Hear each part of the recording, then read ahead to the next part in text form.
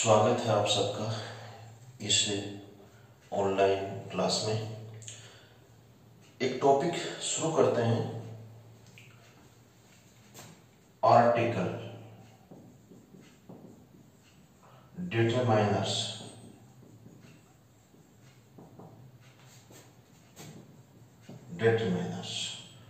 देखिए,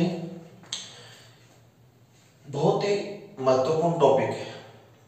प्राय सब एग्जाम में, सब कॉम्पिटिटिव एग्जाम्स में ये एज ए सिलेबस शामिल होता है। रीट फर्स्ट लेवल के सिलेबस में ये शामिल है। हाई कोर्ट एलडीसी में आर्टिकल, डिटरमाइनर्स एंड प्रीपोजिशन का यूज संबंधित टॉपिक एक साथ ही शामिल है। इसके अलावा एक्स ग्रुप, वाई ग्रुप, इन सब में भी ये शामिल है। और रीट से संबंधित सिलेबस को हमने शुरू किया, विशेषकर ये जो कॉमन टॉपिक हैं इनको हमने शुरू किया। इनमें इस श्रृंखला में हमने पीछे टेंस का वीडियो डाला था।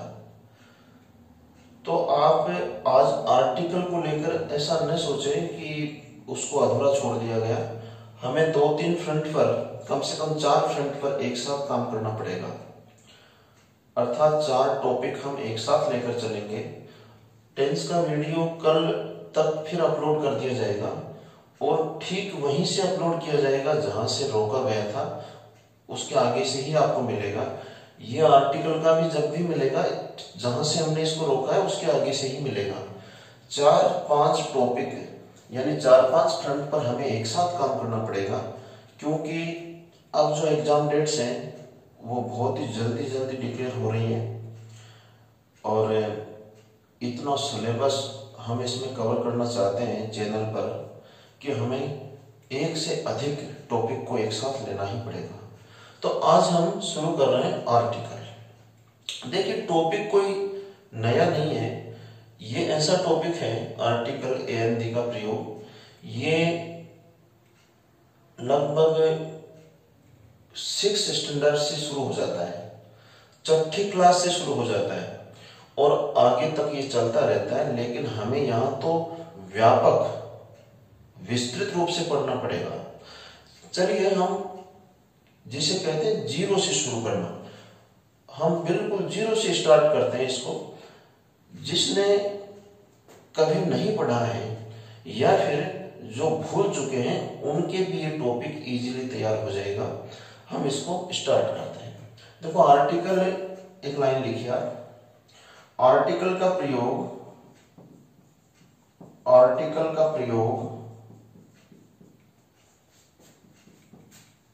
नाउन के पहले किया जाता है।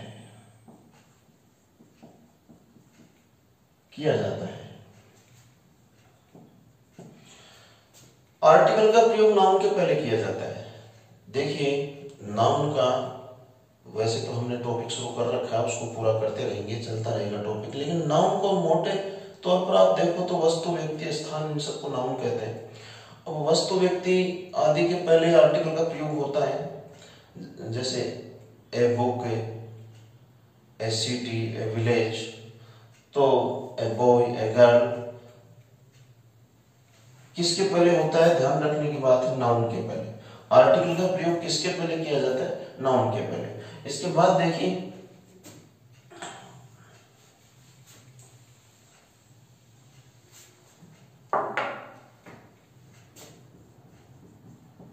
आर्टिकल 2 प्रकार के होते हैं। आर्टिकल 2 प्रकार के होते हैं। 2 प्रकार के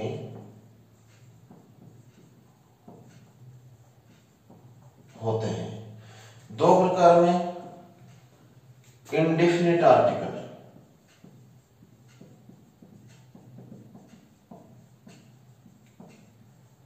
इंडेफिनिट आर्टिकल ए और एन, तथा दूसरा डेफिनेट आर्टिकल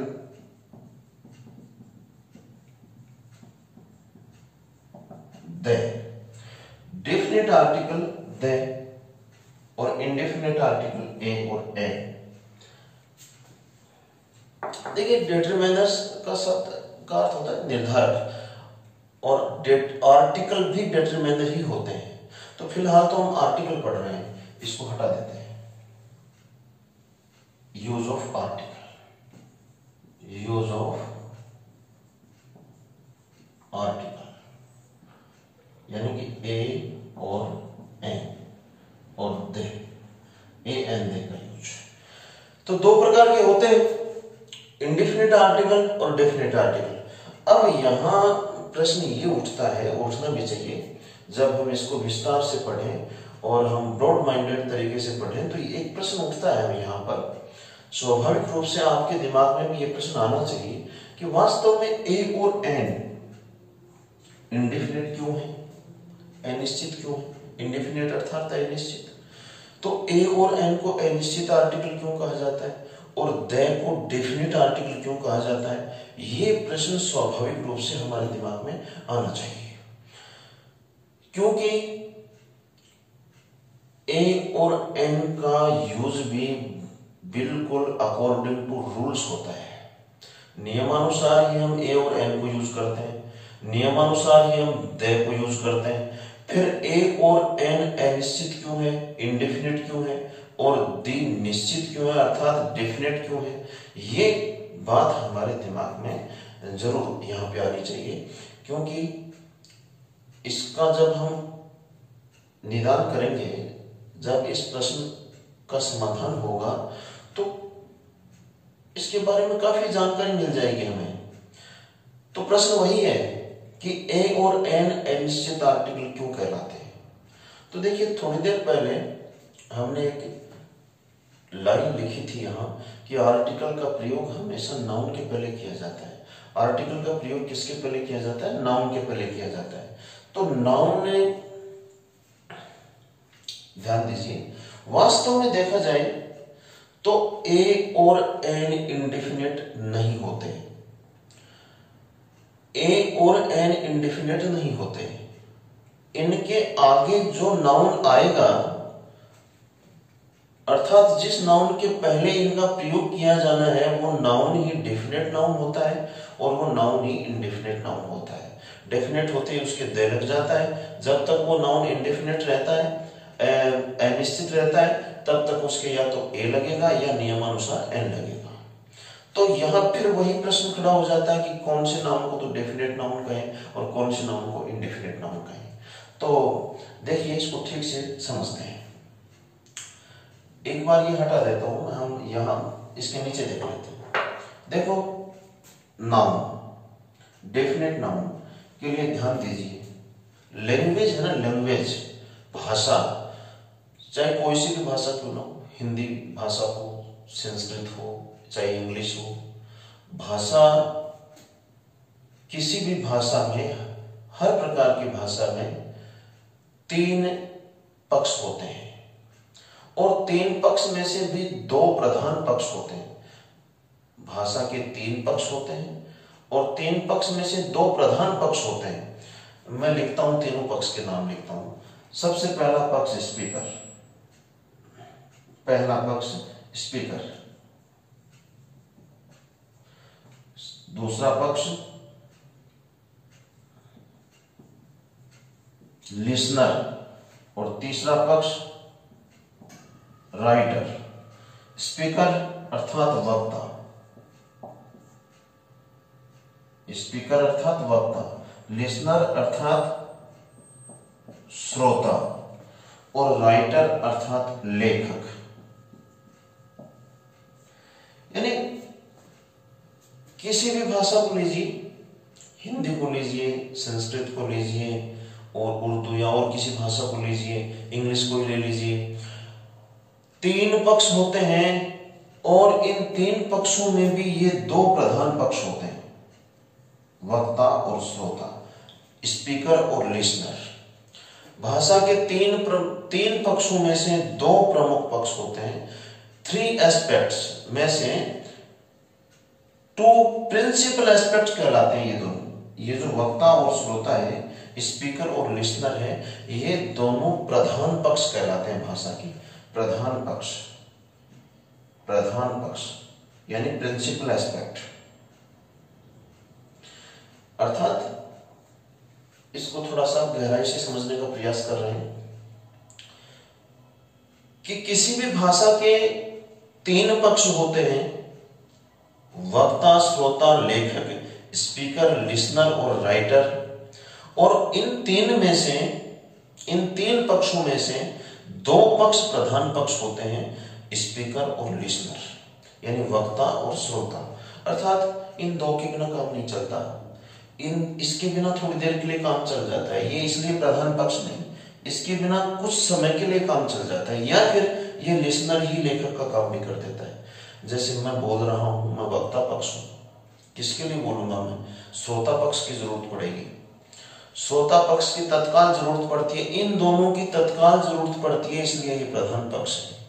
वक्ता अकेला नहीं बोल सकता, उसके लिए श्रोता चाहिए, और श्रोता तो है लेकिन कोई वक्ता नहीं है तो भी काम नहीं चलता। अब ये वक्ता है जो बोल रहा है और श्रोता सुनने वाला पक्ष है, यही कई बार लिखने का काम भी कर देता है, तो ये दोनों एक साथ भी देखे जा सकते हैं, लेकिन इन दोनों के बिना काम नहीं चलता, फर्स्ट और सेकंड के बिना। तो भाषा के 2 पक्ष प्रधान पक्ष हैं, ये 2 प्रिंसिपल एस्पेक्ट हैं। 3 पक्षों में से 2 प्रिंसिपल एस्पेक्ट, यानी ये 2 प्रधान पक्ष हैं। और इन 2 प्रधान पक्ष कौन से हुए? एक तो स्पीकर, एक लिसनर यानी वक्ता और श्रोता। अब ध्यान से सुनना, बहुत ही ध्यान से सुनना। कोई ऐसा नाउन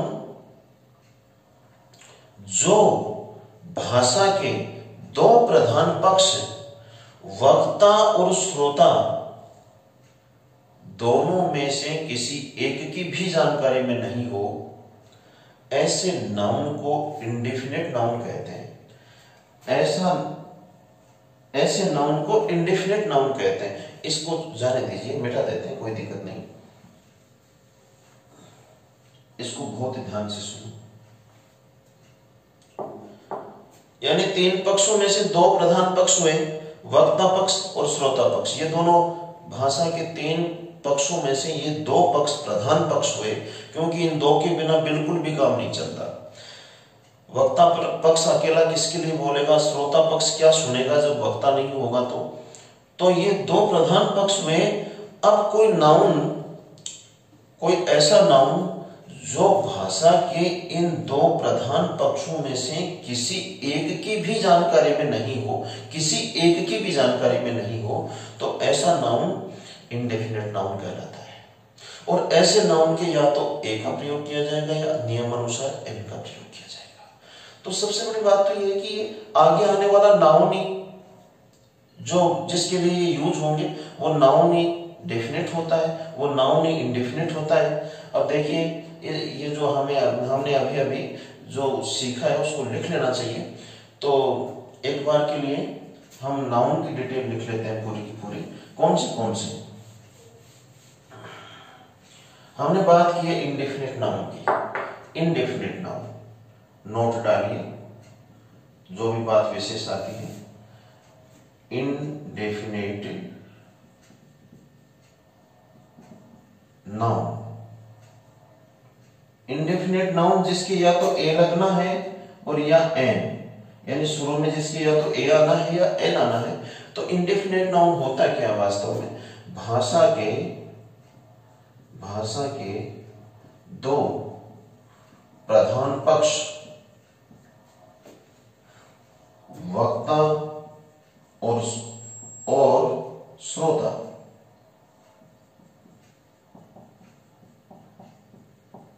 यानी कि स्पीकर एंड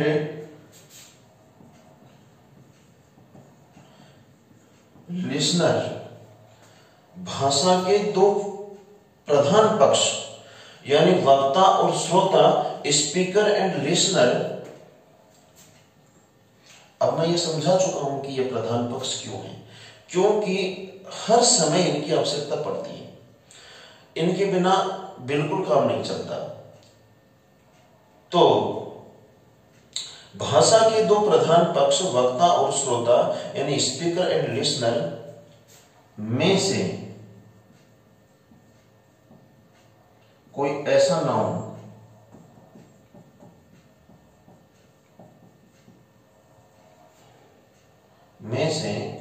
नाउन जो किसी एक की भी जानकारी में नहीं हो, किसी एक की भी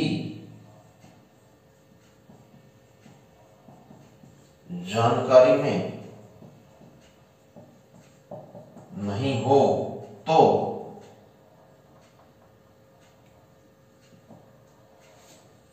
एक की भी जानकारी में नहीं हो तो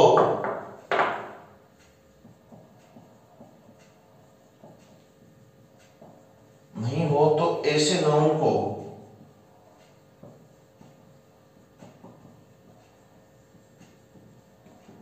इंडेफिनेट नाउन कहते हैं।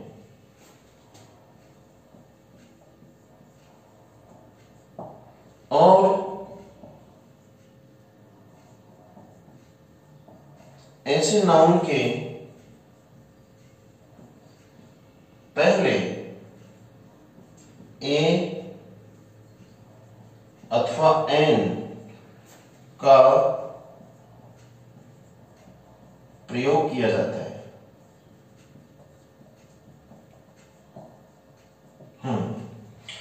तो देखिए ये जो डिटेल है आप स्क्रीनशॉट ले लें और इसको लिख लिया करें, साथ का साथ लिखना है आपको। तो देखिए समझ में आ गई होगी बात कि इंडेफिनेट नाउन कौन सा है। इंडेफिनेट आर्टिकल एन आएगा तो नाउन से पहले तो आएगा, और इंडेफिनेट नाउन कौन सा नाउन होता है ये बात अच्छे से समझ में आ गई होगी आपकी। अब हम आगे बढ़ते हैं, बात करते हैं डेफिनेट नाउन कौन सा है। मिटा देते हैं।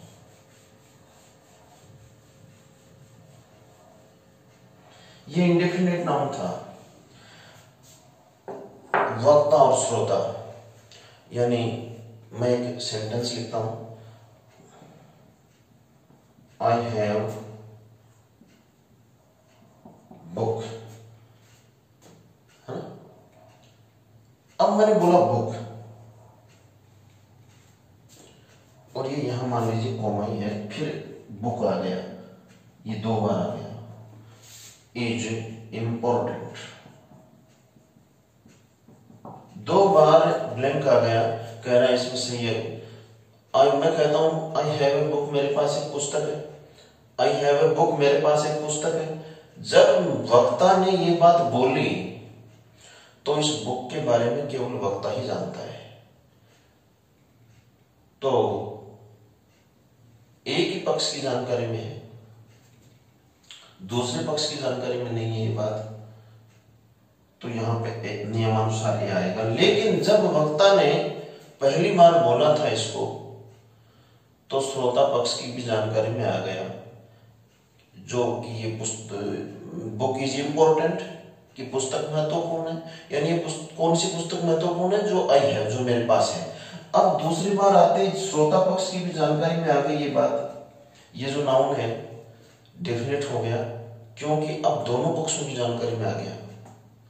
पहले ये एक ही पक्ष की जानकारी में था, इसलिए कोई नाउन एक ही प्रसंग में दोबारा आता है तो वो डेफिनेट हो जाता है, क्योंकि दूसरी दफा आते ही वो दोनों पक्षों की जानकारी में हो जाता है।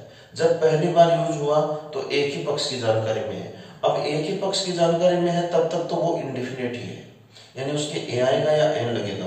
लेकिन जब वही नाउन दोहराया गया, दूसरी बार यूज हुआ, तो उसके पहले आर्टिकल दे का प्रयोग कर दिया गया, क्योंकि वो दोनों पक्षों की जानकारी में आ गया।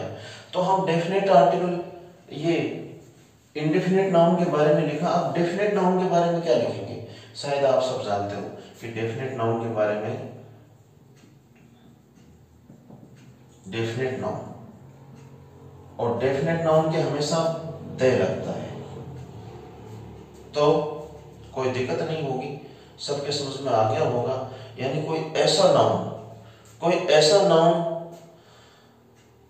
जिसे भाषा के सभी पक्ष पहले से ही जानते हो, या कोई ऐसा नाउन जो दूसरी बार प्रयुक्त होने के कारण से दूसरे भाषा के दोनों पक्षों की जानकारी में आ गया हो। लिखिए, कोई ऐसा नाउन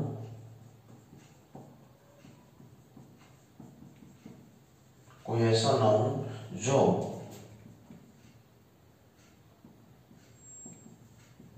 भाषा के सभी पक्षों की जानकारी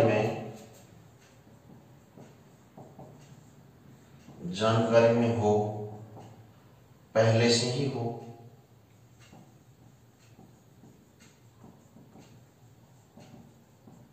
पहले से ही अर्थात उल्लेख किए जाने के पहले से ही हो, या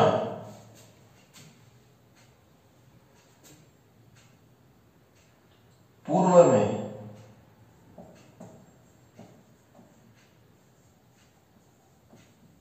उल्लेख करने के कारण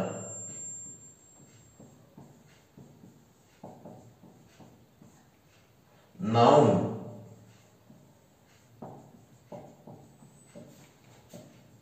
दूसरे पक्ष की जानकारी में आ गया हो,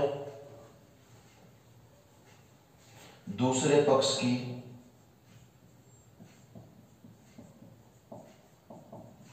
जानकारी में आ गया हो,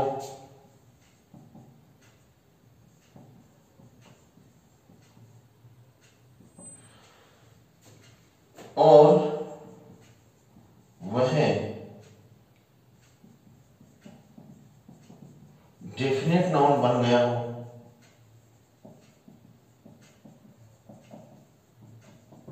सार की बात तो यह है कि कोई ऐसा नाउन जिसे भाषा के दोनों पक्ष जानते हो, उल्लेख करने के पहले से ही जानते हो, या फिर पूर्व में कोई उल्लेख कर दिया गया हो और उस समय उल्लेख करने के कारण सभी पक्ष जान गए हो उस नाउन के बारे में, तो भी वो डेफिनेट हो जाता है। तो ये आपके समझ में आ गया होगा। अब हम आगे बढ़ते हैं और इंडेफिनिट आर्टिकल की तरफ वापस आते हैं, ए और एन को पढ़ने का प्रयास करते हैं। देखिए, ये बात बहुत महत्वपूर्ण है। आर्टिकल पर क्वेश्चन प्राय परीक्षाओं में आता है, आप इसको बहुत ध्यान से पढ़ें, समझें। तो दो प्रकार के आर्टिकल होते हैं, इंडेफिनिट आर्टिकल ए और एन, और डेफिनिट आर्टिकल दी। और वास्तव में ए और एन इंडेफिनिट नहीं होते, इनके आगे आने वाला नाउन ही डेफिनेट होता है और इनके आगे आने वाला नाउन ही इंडेफिनिट होता है। इंडेफिनिट नाउन के पहले ए अथवा एन लग जाएगा, प्रयुक्त हो जाएगा, और डेफिनेट नाउन के पहले हर हालत में दे का प्रयोग हो जाएगा। अब हमने ये जान लिया है कि वास्तव में इंडेफिनिट नाउन कौन सा नाउन होता है। तो इंडेफिनिट नाउन वो नाउन होता है जिसके बारे में भाषा के दो प्रधान पक्षों में से कोई एक पक्ष भी नहीं जानता हो, तो ऐसे नाउन को इंडेफिनिट नाउन कहते हैं। और ऐसे नाउन के पहले या तो ए या एन का प्रयोग किया जाता है। अब हम देखते हैं, प्रत्येक का अलग अलग समझने का प्रयास करते हैं। Use of A, article a का प्रयोग। ध्यान दीजिएगा, बहुत ही सावधानी से समझना है। आर्टिकल ए का प्रयोग, देखिए ये इंडेफिनिट आर्टिकल तो है ही। अब हमने अभी काफी जो अभी तक जिक्र किया है, कई बार ये आया है कि नाउन, और हमने संभवतः सबसे पहले और लाइन भी यही लिखी थी कि आर्टिकल का प्रयोग नाउन के पहले किया जाता है। आर्टिकल का प्रयोग नाउन के पहले किया जाता है। नाउन ही डेफिनेट है, नाउन ही इंडेफिनेट है। तो यहां ए का प्रयोग किस ढंग से होगा, नाउन के कौन से नाउन के पहले होगा, ये आपको लिखने की आवश्यकता। चार बातों का ध्यान रखना है। ए के प्रयोग के लिए भी चार बातों का ध्यान रखना है। एंड के प्रयोग के लिए भी 4 बातों का ध्यान रखना है। 4 नियम आप अपने दिमाग में अच्छे से याद कर ले, कंठस्थ कर ले, यानी कि ये आपको जो ABC वगैरह आता है उसकी तरह से दिमाग में रहना चाहिए। फिर ए और एन का प्रयोग गलत नहीं होगा। 3 नियम दोनों में समान है, चौथा थोड़ा अलग होगा, तो उसको जो अलग है उसको दिमाग में अच्छे से आप बैठा लें। कौन से 4 नियम है? पहला, ए के यूज के लिए 4 बातों का ध्यान रखना है। 4 थिंग्स हमें ध्यान में रखनी है। तो पहला है noun should be singular. Noun should be singular, पहला नियम। पहली बात, ए के प्रयोग के लिए जिस नाउन के पहले आप ए का प्रयोग करना चाहते हैं, ए का प्रयोग होगा कि नहीं होगा, सिंगुलर होना चाहिए नाउन। अगर सिंगुलर नहीं है तो पहले ही निश्चित हो गया ए तो नहीं आएगा। जैसे बुक और बुक्स, यहां भी ब्लैंक है, यहां भी ब्लैंक है, यहां ए आ जाएगा, यहां नहीं आएगा। जैसे ट्री और ट्रीज, यहां ए ट्री हो जाएगा लेकिन यहां नहीं होगा। अर्थात प्लूरल होते ही, बहुवचन होते ही ए का प्रयोग नहीं होगा। तो पहली बात समझ में आ गई होगी कि नाउन का प्रयोग, ए का प्रयोग करने के लिए जो सबसे पहला मापदंड है, जो सबसे पहला नियम है या ध्यान देने योग्य बात जो सबसे पहली है, वो ये है कि नाउन शुड बी सिंगुलर, अर्थात नाउन एक वचन हो। हम हिंदी में लिख लेंगे इनको बाद में, पहले इंग्लिश में लिख लेते हैं। सेकंड जो बात ध्यान में रखने की है, noun should B countable. Noun should B countable. Countable अर्थात गिनने योग्य, गणनीय या गिनने योग्य। तो नाउन शुड बी माने होना चाहिए, शुड बी माने होना चाहिए, काउंटेबल गिनने योग्य। अर्थात जिस नाउन की हम गिनती कर सकते हैं, 1 2 3 वगैरह जिसको गिन सकते हैं हम, उसके तो एक वचन भी होना चाहिए, गिनने योग्य भी होना चाहिए। अर्थात जो गिनने योग्य है उसके ए लग जाएगा, जो गिनने योग्य नहीं है उसके ए का प्रयोग नहीं होगा। जैसे मैं लिख दूं यहां वाटर और यहां लिख दूं बॉय, तो लड़के कितने भी हो हम अलग अलग करके गिन सकते हैं, लेकिन पानी को नहीं गिना जाता, तो यहां ए नहीं आएगा, यहां आ जाएगा। तो दूसरा नियम, नाउन शुड बी काउंटेबल। पहला नियम, noun should be singular, noun एक वचन होना चाहिए, नाउन गिनने योग्य होना चाहिए। और इसके बाद में तीसरा लिखिए और समझिए।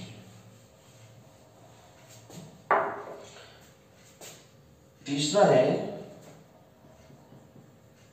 नाउन should be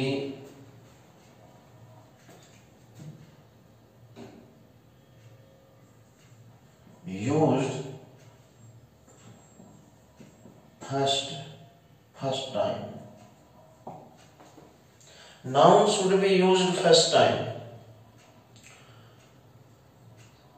या noun should be mentioned first time। used की जगह mentioned भी आ सकता है, यानी नाउन का प्रयोग पहली बार हुआ हो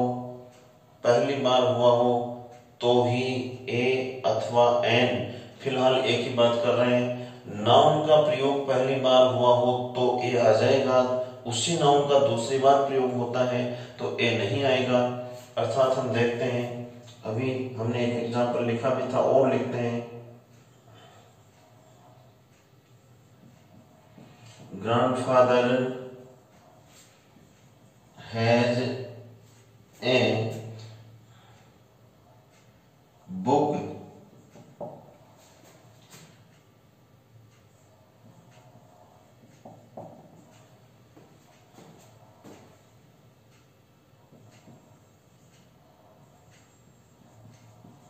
ग्रैंडफादर हैज ए बुक, फिर बुक है, इज वेरी यूजफुल। दादाजी के पास एक किताब है, ग्रैंडफादर हैज ए बुक, ए आ जाएगा क्योंकि यहाँ ये नाउन पहली बार यूज हुआ है, अर्थात फर्स्ट टाइम यूज हुआ है। इस प्रसंग में, इस सेंटेंस को, इस पूरे सेंटेंस में, कंप्लीट सेंटेंस में जब ये पहली बार आता है तो ए लेता है, यही नाउन दोबारा आता है तो ए नहीं आएगा। First time used, first time का मतलब है पहले एक ही नाउन एक ही प्रसंग में एक से अधिक बार यदि आता है तो पहली बार ही उसके ए का प्रयोग होगा या एन का प्रयोग होगा। एन तो अभी हम पढ़ेंगे, पहले ए मानिए आप कि ए का प्रयोग पहली बार आने पर ही होगा। दूसरी दफा यदि आ रहा है वही नाउन तो ए का प्रयोग तो नहीं होगा, फिर दे का प्रयोग होगा। क्यों?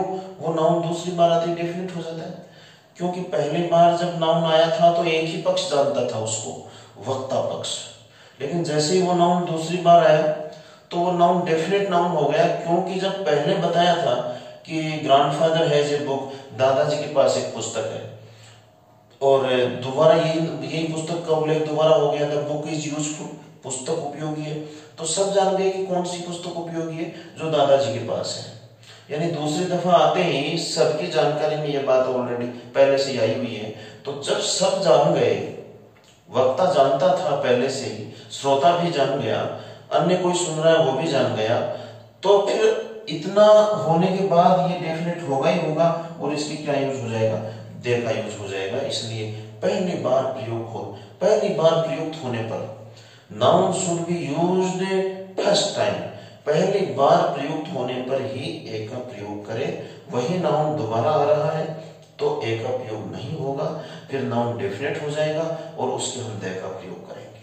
तो ये बात समझ में आ गई होगी। 3 रूल्स हमारे पूरे हो गए, यानी कि ए के प्रयोग के लिए जिन बातों का हमें ध्यान रखना है। देखिए चौथा और लास्ट, फिर ध्यान रखो, noun should be singular, noun should B countable, noun should be used first time, पहली बार प्रयुक्त हुआ हो, यूज्ड का अर्थ प्रयुक्त होना, पहली बार प्रयुक्त हुआ हो। अब चौथा जो नियम है वो महत्वपूर्ण है ए के प्रयोग के लिए। द फर्स्ट साउंड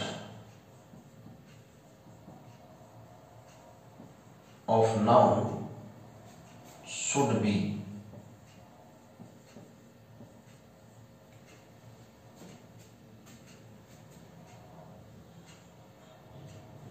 as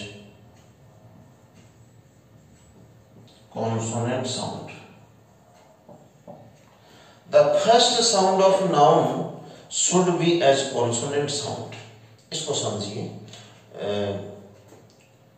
प्रथम ध्वनि, first sound of noun, noun का जो शब्द दिया गया है उसकी प्रथम ध्वनि, पहली जो ध्वनि है उसकी प्रथम ध्वनि शुड बी होनी चाहिए एज कॉन्सोनेंट साउंड, यानी कि व्यंजन ध्वनि की तरह, एज माने की तरह से।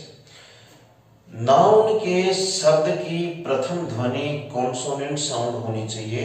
कॉन्सोनेंट साउंड का मतलब होता है कैसे गे, कैसे लेके गे तक, यूं समझिए आप, कैसे लेकर गे तक की साउंड होनी चाहिए। प्रथम फर्स्ट साउंड की बात हो रही है। जैसे एक बार आप इन सबको हिंदी में लिख लीजिए, हिंदी में लिखा देते हैं, किसी की कोई कठिनाई नहीं होनी चाहिए समझने में। ये मैं लिख देता हूँ, आप हिंदी में लिख देते हैं, हिंदी में भी नीचे लिख देते हैं, आप जरूरी समझे तो लिख ले, बाकी फिर हम इसके एग्जांपल्स वगैरह देखेंगे, फिर एन का प्रयोग देखेंगे। जो 4 जो रूल्स हमने लिखे थे छोटे छोटे, उनको हिंदी में लिख लेते हैं। नंबर 1, नाउन एक वजन हो, एक वजन हो या होना चाहिए, नाउन एक वचन होना चाहिए।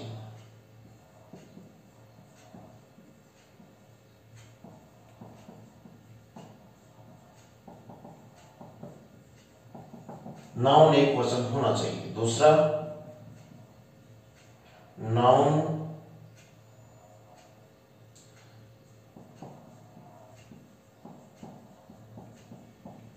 गिनने योग्य हो या होना चाहिए। नाउन गिनने योग्य होना चाहिए। तीसरा, नाउन पहली बार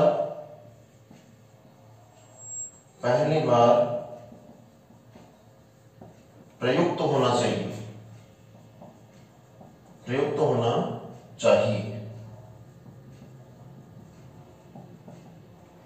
और चौथी बात जो अभी हम कर रहे थे, नाउन के, थोड़ा ठीक से समझते हुए लिख लीजिए हिंदी में, नाउन के शब्द के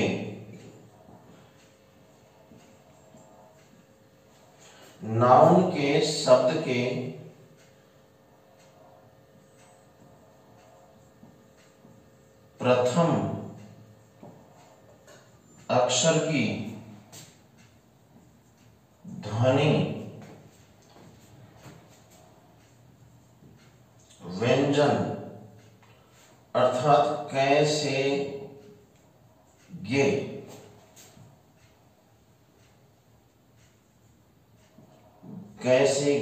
तक के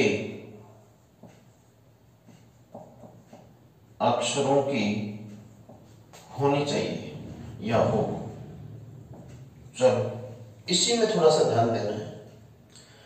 नाउन के शब्द, देखिए वो तो सारी बातें एक बार देख लेते हैं। नाउन एक वचन होना चाहिए, जो हमने वहां लिखा था, noun should be singular. Noun गिनने योग्य होना चाहिए, वहां हमने लिखा था noun should B countable. Noun पहली बार प्रयुक्त होना चाहिए, वहां हमने लिखा था noun should be used first time. और नाउन के शब्द के प्रथम अक्षर की ध्वनि व्यंजन अर्थात कैसे गे तक के अक्षरों की होनी चाहिए, वहां हमने लिखा था the first sound of noun should be as consonant sound. तो ये समझने वाली बात है। जैसे मान लीजिए हम कैसे गे तक, व्यंजन अर्थात कॉन्सोनेंट अर्थात व्यंजन, और व्यंजन कहां तक होते हैं, हमें साउंड देखना है, केवल प्रथम अक्षर नहीं देखना है, साउंड देखना है केवल। जैसे मान लीजिए हम लिखते हैं बुक, दो एक को लिख के देख लेते हैं, आराम से विचार करना चाहिए। बाद में तो सारा का सारा माइंड सेटअप इस ढंग से बन जाएगा कि आप तुरंत रिकॉग्नाइज कर लेंगे।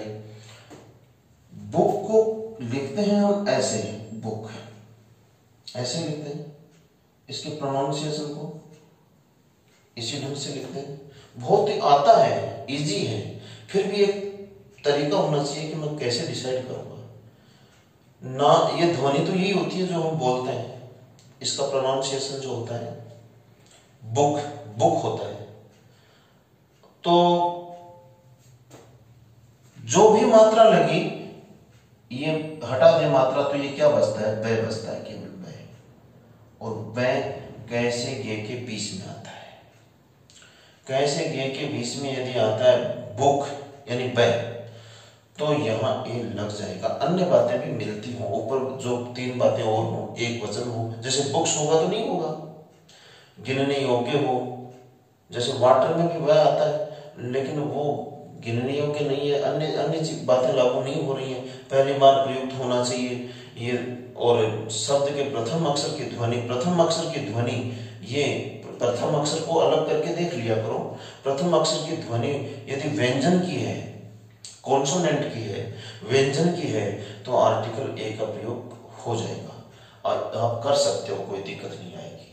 तो ये समझना बहुत ही तसल्ली से है, धैर्य के साथ समझना है, और फिर थोड़ी स्पीड इसकी बढ़ा लेनी है। तो बुक में क्या लगा देंगे हम, क्या प्रयोग कर देंगे, ए का यूज हम कर देंगे, क्योंकि सभी बातें, चारों बातें लागू हो रही है। एक वचन वाली बात भी लागू हो रही है, क्योंकि यहाँ बुक्स नहीं लिखा है, गिनने योग्य है ही है, कोई समस्या नहीं, काउंटेबल है, पहली बार प्रयुक्त हुआ ही है, क्योंकि हमने वर्ड ही लिखा है, कोई लाइन लिखी नहीं है, तो पहली बार प्रयुक्त हुआ ही है। और प्रथम अक्षर की ध्वनि भी हमें, जो हमने अभी तक इसमें पढ़ा है, उसके अनुरूप प्राप्त हो रही है। तो बुक के आराम से हम क्या लगा सकते हैं, ए का यूज कर सकते हैं। चलिए ये सारा बेटा के कुछ एक चीजों पे हम चर्चा करते हैं, विचार करते हैं, यहाँ लिखने का प्रयास करते हैं एग्जाम्पल्स को। तो ध्यान दीजिए, एक नंबर हमारा बुक हो गया। तो बुक पे हमने चर्चा करी और उसमें हमने आर्टिकल ए भर लिया, कोई दिक्कत नहीं। दूसरा हम लेते हैं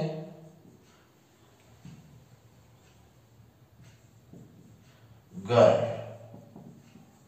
चलिए कैसे करेंगे बोलिए, कोई दिक्कत ही नहीं।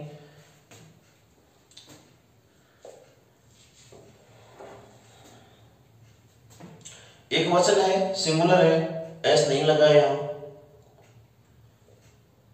गिनने योग्य है, काउंटेबल है, फर्स्ट यूज हुआ ही है, फर्स्ट टाइम यूज हुआ है, कोई दिक्कत नहीं। और गर्ल को हम ऐसे लिखते हैं रे ऊपर ले जाकर गर्ल। तो ये गए कैसे गे तक के अक्षरों के बीच में आता है इसकी ध्वनि, तो गर्ल इसमें भी हम एक का यूज कर देंगे, कोई दिक्कत नहीं। इसी तरह से प्लांट, प्लांट असंख्य हैं, कुछ एक पर चर्चा कर लेते हैं, बाकी असंख्य हैं। प्लांट, प्लांट को हम कैसे लिखते हैं, प्लांट, ये आधा पे आया या पूरा आया, पे आया है, तो पे की ध्वनि बन रही है यहाँ पे, और यहाँ कोई एस वगैरह नहीं लगा है, ये काउंटेबल भी नहीं है, मतलब ये काउंटेबल है, ये प्लूरल भी नहीं है, सिंगुलर है। प्लांट्स तो नहीं है ना, प्लांट्स नहीं है, इसे गिना जा सकता है, ये काउंटेबल है। इसके अलावा ये फर्स्ट टाइम यूज तो सारे ही हो रहे हैं, हमने वर्ड लिखा है केवल, हम कोई सेंटेंस नहीं लिख रहे हैं फिलहाल, तो प्लांट के भी हम एस लगा देंगे, कोई दिक्कत नहीं, क्योंकि प्लांट में ध्वनि भी हमारी मैच कर रही है, तो ये ए आ जाएगा। इसी तरह से ट्रीज या ट्री, ट्री, ट्री को देख लीजिए, ऐसे ऐसे इसका उच्चारण करते हैं, ऐसे ट्री, ये रे यहां लगता है, ये मात्रा इधर लगी, जो भी कुछ लगा टे के लगा, इस टे को निकालिए, और टे कैसे गे के बीच में ही आता है, टे कैसे गे के बीच में ही आता है, इसलिए यहां भी ए का प्रयोग हो जाएगा। तो ये ध्यान देने वाली बातें हैं, इस कोई मुश्किल नहीं है, लेकिन ये कई बार जरा सा प्रेजेंस ऑफ माइंड हमारा सेटअप नहीं रहता और इसकी वजह से गलती हो जाती है। लीजिए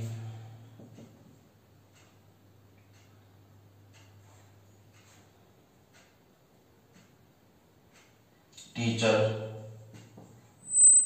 टीचर, टीचर में जो भी मात्राएं लगी, टे के लगी, और टे भी वहीं जाता है, टीचर्स तो है नहीं, गिनने योग्य है, काउंटेबल है, ये कोई समस्या नहीं, काउंटेबल भी है, फर्स्ट टाइम यूज भी है, और ये साउंड भी अपना कैसे गे के बीच का है, यानी कि कॉन्सोनेंट साउंड है, इसलिए क्या यूज कर दोगे, ए यूज कर दोगे।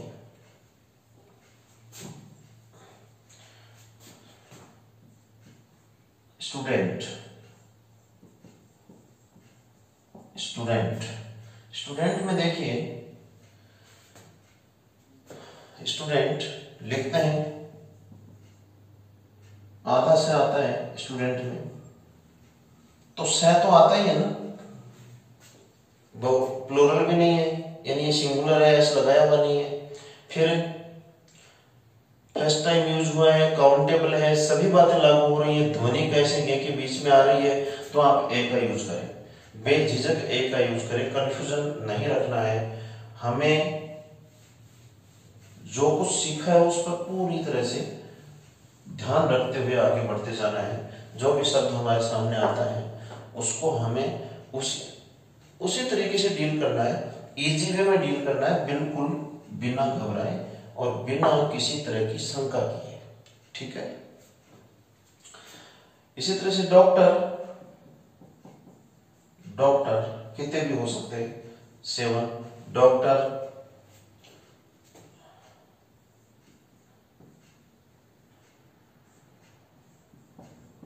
स्कूल्स,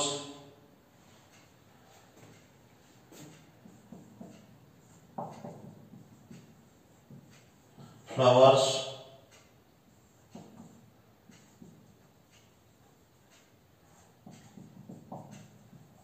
विलेजेस, सिटी,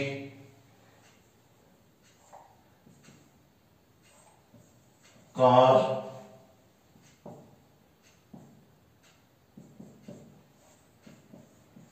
बस,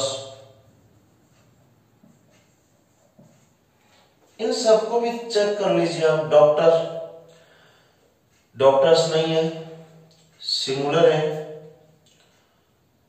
काउंटेबल भी है, गिने जा सकते हैं डॉक्टर्स, कोई दिक्कत नहीं, फर्स्ट टाइम यूज हुआ ही है। और साउंड डे, डॉक्टर अर्थात डे, सब कुछ हटाने पे निकलता है अंत में डे। और डे कैसे के बीच में आता है, तो यहां भी आप क्या यूज कर देंगे, ए यूज कर देंगे।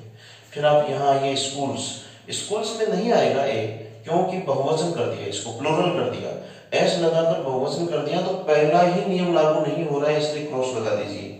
मतलब कुछ भी आएगा लेकिन ए नहीं आएगा। फिलहाल हम ए की बात करते हैं।